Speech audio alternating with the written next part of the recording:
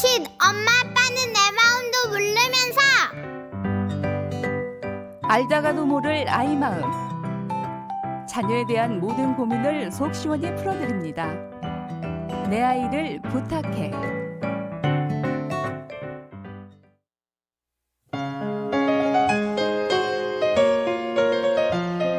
안녕하세요. 저는 5살 남자아이를 키우고 있는 엄마입니다. 보통 아이들은 엉뚱한 질문을 자주 한다고 하는데요.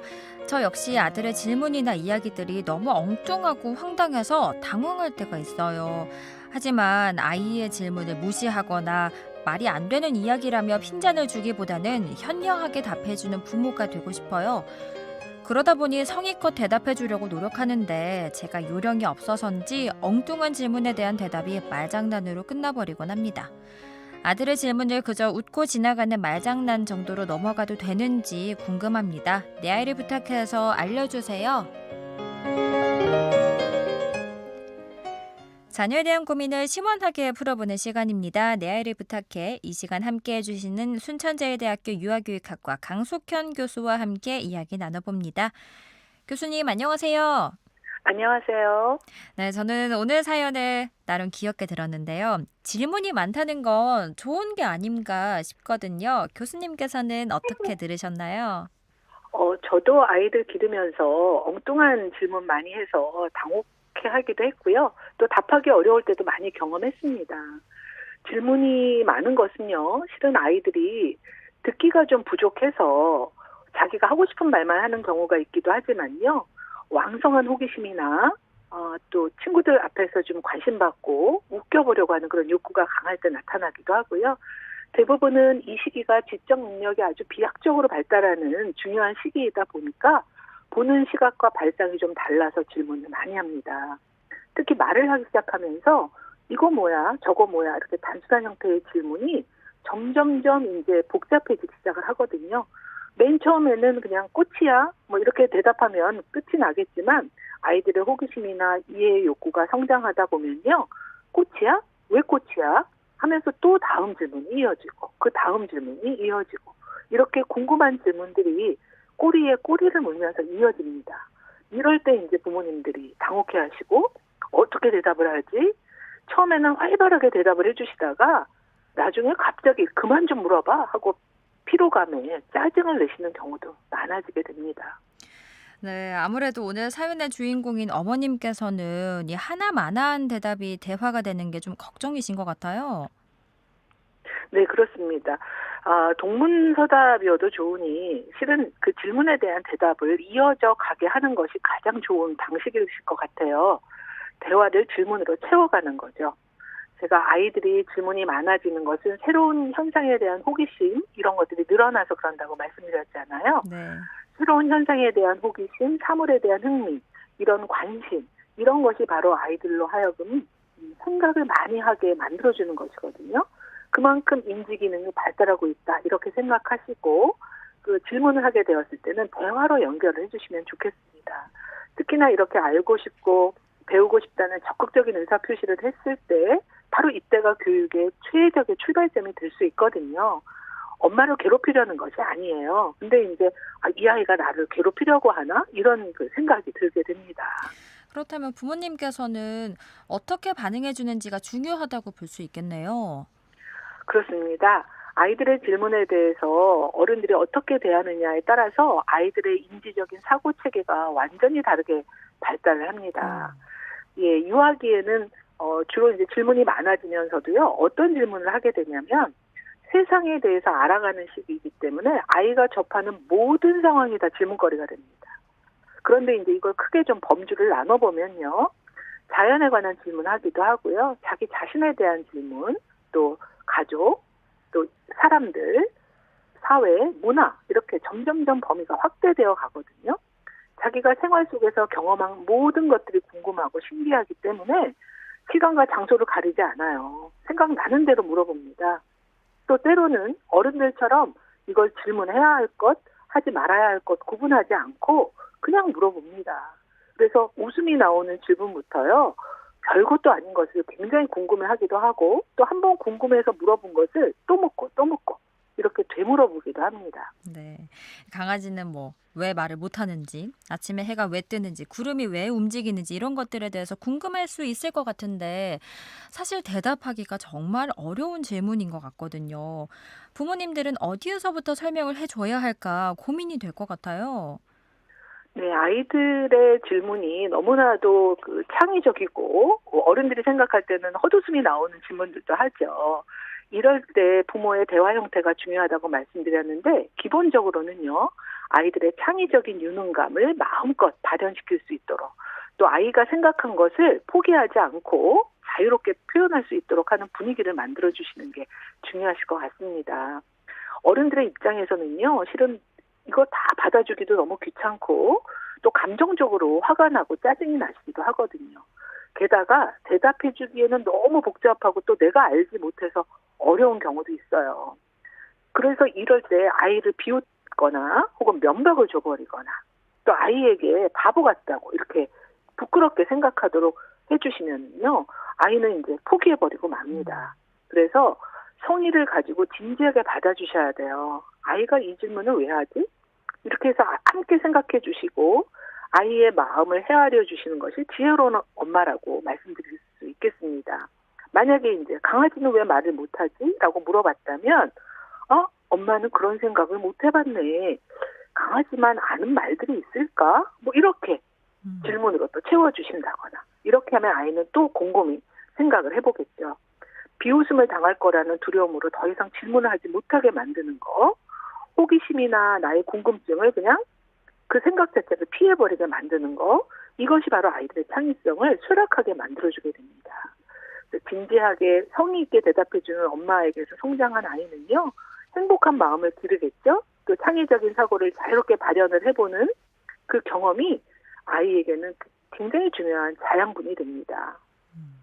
그리고 부모에게 감사한 마음을 갖게 되겠죠. 그래서 부모를 존중하고 신뢰하는 아이로 성장하게 될 것입니다. 그러면 자녀의 질문에요. 어떤 수준으로 어떤 방법으로 대답해 주는 게 좋을까요? 네, 아이가 받아들이기 쉽게 대답해 주셔야 돼요. 만약에 엄마 아기가 어디서 오는 거야? 뭐 이렇게 물어봤다면요. 우리 서유리는 아이가 어디서 오는 것 같아? 이렇게 대답을 오히려 받아주면서 되물어보는 겁니다. 아이들은요, 자기가 생각을 갖고 있으면서 물어보는 경우도 있거든요. 확인하고 싶어서. 그래서 그 대답을 그냥 받아줘 버리고 자기 생각을 말하게 해주는 거죠. 그런데 아이가 대답을 하지 못하고 정말 궁금해서 묻는 경우가 있을 수 있어요. 자기 생각이 없이. 그럴 때에는 서유리의 앨범을 보여주면서 이렇게 병원에서 데리고 왔지 그러는 거예요. 그럼 아이가 그래? 그럼 거기서 끝내시면 됩니다. 그거를 뭐 아이가 어떻게 생겼고 뭐 이런 설명을 하지 않으셔도 괜찮습니다. 그래서 아이들의 그 질문에 생각이 무엇인지를 한번 확인해 보시는 거. 이런 것들이 좋을 것 같고요. 또 듣고 싶은 말이 있기 때문에 반복해서 질문하거든요. 그래서 어른의 수준에서 정답을 줘야지. 그래가지고 너무 어려운 사실을 정확하게 설명해 주려고 하면요. 아이들은 이내 짜증이 나고 관심 있게 듣지도 않습니다. 그러면 이렇게 자녀가 질문을 할 때요. 가급적이면 어떤 대답이든 바로 해주는 게 좋을까요? 아니면 부모님께서 어떤 답을 할지 충분히 생각을 해본 다음에 대답을 해주는 게 좋을까요? 네, 두 가지 경우가 있기 때문에 이것은 둘 다 맞는다고 생각이 돼요. 하나는 아이가 궁금한 것을 즉시 알고 싶어하는 특성을 갖고 있기 때문에요. 실은 바로 대답을 해주시는 것이 좋습니다. 그래야 아이에게 알고 싶어하는 욕구를 조금 더 고양시켜 줄 수 있기 때문에 이것이 이제 학습으로 연결이 될 수 있거든요. 그리고 그때 바로 대답을 해주셔야 더 잘 이해할 수 있어요. 그런데 이제 또 한 가지, 즉답을 피하는 것도 하나의 방법이다. 두 가지가 다 답이라고 말씀드렸는데요. 심사숙고할 시간을 가지고 답을 구하는 경우가 효과적일 때가 있어요.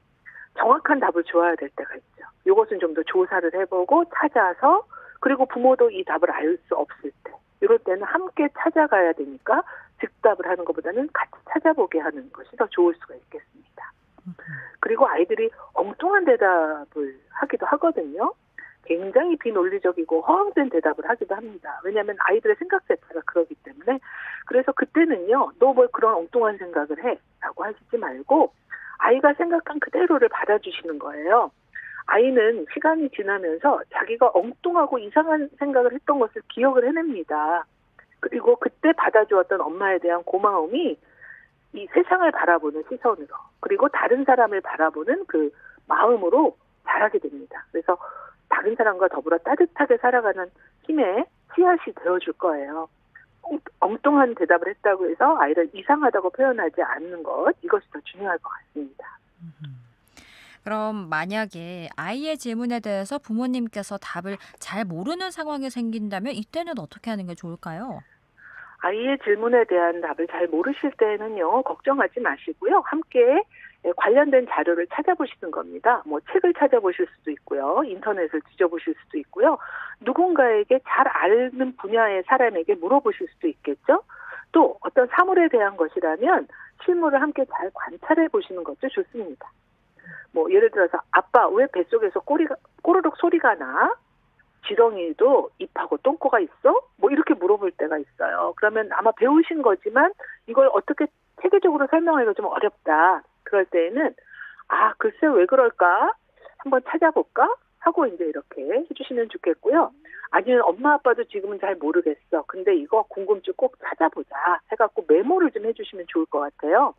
그래서 아이와 함께 도서관을 간다든가 인터넷을 좀 서치해본다든가 이런 방식으로 하면 아이들은 이렇게 자료를 궁금함을 찾아가는 것이구나라고 하는 좋은 모델이 될 수 있을 것 같아요.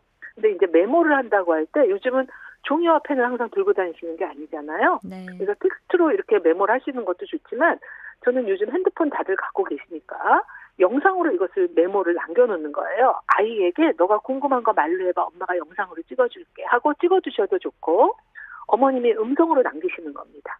이렇게 해서 궁금한 것을 남겨놓는 습관 그리고 직접 알아가는 그런 그 과정에 아이들을 참여시키는 거 이것이 바로 아이들의 유능감을 길러가는 굉장히 중요한 기반이 됩니다. 그런데 이제 답을 혼자 찾아라 이것이 아니라요. 아이 혼자 한다고 해서 자기 주도적인 학습이 되는 게 아니거든요. 어린 시기에 4살, 5살, 6살 때는요. 답을 찾아가는 것이 쉽지 않습니다. 그래서 어머니께서 도와주셔야 돼요. 관련된 책을 같이 골라본다든가 그런 사이트를 찾으려면 어떤 검색 문구를 넣어야 하는지 뭐 이런 것들을 도와주신다면 아이들은 학습의 욕구를 증장시킬 수 있을 것입니다. 그런데 사실 자녀가 하루 종일 질문을 하게 된다면 부모님께서 느끼는 피로감도 상당할 것 같거든요. 이런 부분은 어떻게 조절해 가면 좋을까요? 모든 질문에 대답해야 된다고 생각하시지 마시고요. 아이의 질문의 양과 질을 모두 다 고려해 주셔야 될 것 같아요. 반복적으로 같은 질문을 하는 건 아닌가? 이럴 때 생각해 보셔야 되고 질문의 수 자체를 줄여라는 게 아니라요. 아이는 질문을 계속 해 나갈 때 내가 반응하는 수를 좀 조절해 주시면 됩니다. 의미 없는 질문을 수없이 반복할 때는 부모님께서 반응하지 않는 것도 도움이 될 수 있는 거군요. 마지막으로 자녀의 엉뚱한 질문으로 고민하는 부모님들께 전하고 싶은 이야기가 있으시다면 한 말씀 해주시죠. 네, 무엇보다 아이의 행복과 불행을 주는 부모의 말투가 중요하다고 말씀드리고 싶습니다. 모든 인간관계가 그러하듯이요. 아이와의 관계 속에서도 대화를 통해서 중요한 생각을 서로 나누셔야 합니다. 그래서 어머님의 뜻을 정확히 전달하고 아이가 갖고 있는 생각을 제대로 파악하려면 질문을 했을 때 이것을 대화로 잘 연결해 주시면 좋을 것 같아요. 무한하게 거절하고 화를 딱 내서 대답을 잘 해주시다가도 갑자기 그만 좀 할래? 이렇게 하시는 것보다는 엄마가 계산 다 할 때까지 좀 기다려줘. 뭐 이렇게 계단을 내려오는 것처럼 차근차근 아이가 질문의 수를 줄여갈 수 있도록 도와주신다거나 또 내 아이가 인지적으로 성장하고 있구나. 내 아이와 정서적으로 만나야지. 라고 생각하셔서 질문하는 걸 기쁘게 받아주시고 한다면 아이는 그 사랑에 대한 보답을 할 것입니다. 아이가 이렇게 물어요. 토요일날 우리 에버랜드 가지? 우리 토요일날 에버랜드 가지? 하고 여러 번 물어볼 때가 있어요. 이 아이는 그게 몰라서가 아니라 자꾸 물어보면서 확인하고 싶은 거예요. 그럴 때에는 부모님들께서 우리 에버랜드 가면 동물원부터 가기로 했었지. 어떤 동물이 기다리고 있을까? 이렇게 질문으로 또 대화를 채워가시는 겁니다. 그만 좀 물어봐. 너 이거 10번을 물어보지 않니? 이렇게 대답하시면 둘 다 상처받습니다. 그래서 질문을 대화로 채워가셔라. 이런 말씀을 꼭 드리고 싶습니다. 네, 이렇게 오늘은 자녀의 엉뚱한 질문에 어떻게 대답하면 좋을지 함께 이야기 나눠봤습니다. 오늘 말씀도 잘 들었습니다. 고맙습니다. 감사합니다. 지금까지 순천제일대학교 유아교육학과 강숙현 교수와 함께했습니다.